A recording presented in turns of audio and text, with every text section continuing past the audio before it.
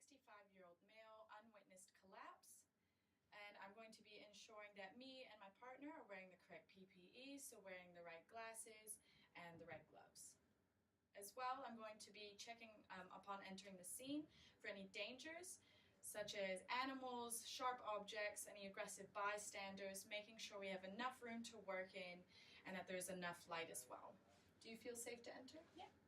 As well, Alicia, since this could be a cardiac arrest, what I'm going to get you to do is, once I'm going to check for breathing, and if he's not breathing, I'm going to get you to turn the monitor into manual mode and attach the pads for me, please. Perfect, let's go. Hello, sir. Hello, sir, can you hear me? No response to voice or cane. Checking the airways. Airway seems to be clear. I'm going to look, listen, and feel for about 10 seconds.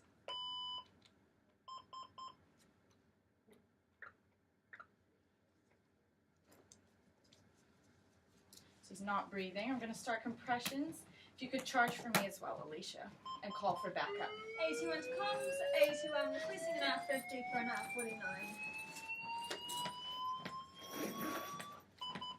He's in VT. Can you press shock for me, please, Alicia? That shock was given at 26 seconds. The next charge will be at 2 minutes 16. And if we have to shock the patient, I'll get you to do overhead compressions of airway. As well, once you have the airway kit set up, I'm going to get you to, we'll do compressions at a 30-to-2 ratio as well.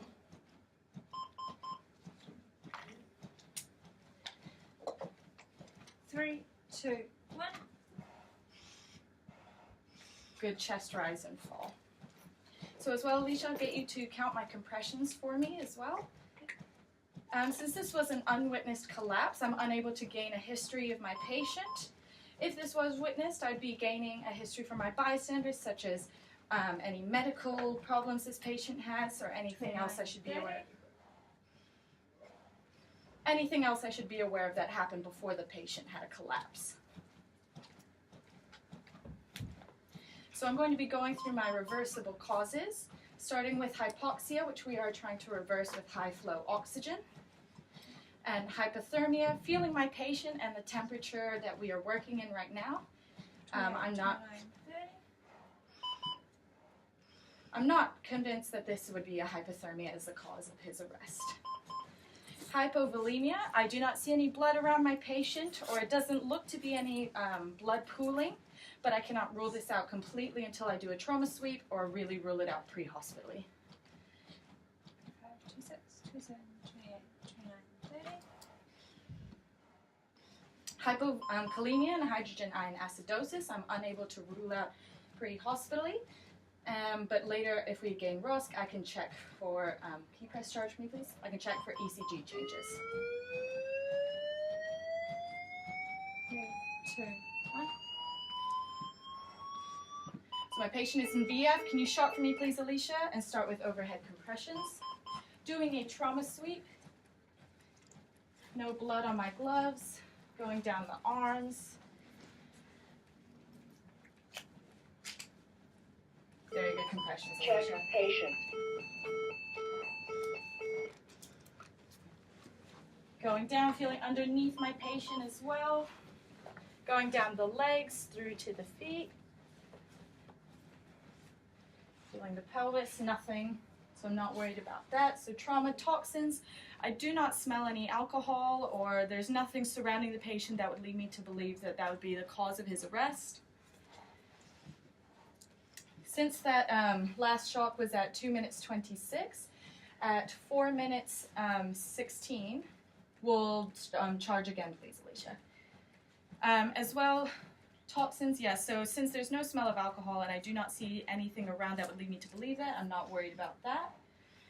Tension pneumothorax, so what I'll do is on the next breaths, Alicia, I'll get you to let me know, and I will listen for equal air entry. 21, 22, 23, 24, 25, 26, 27, 28, 29, 30. Perfect. And when you pressed on the bag, did you feel any resistance? No. Sweet. So tamponade and thrombosis, we are unable to rule out pre-hospitally as well. So in about 10 seconds, we'll press charge again. So we have trauma, toxins, tamponade, tension pneumothorax, and thrombosis. Perfect. So I'll get you to press charge. I'll press charge as well.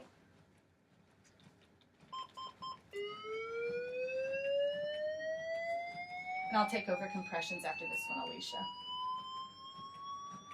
So my patient is in asystole. Can you please dump the shock? And I will continue with compressions. Just making sure we've gone through everything. Hypoxia, hydrogen ion acidosis, hypovolemia, hypokalemia, and hypothermia. Perfect.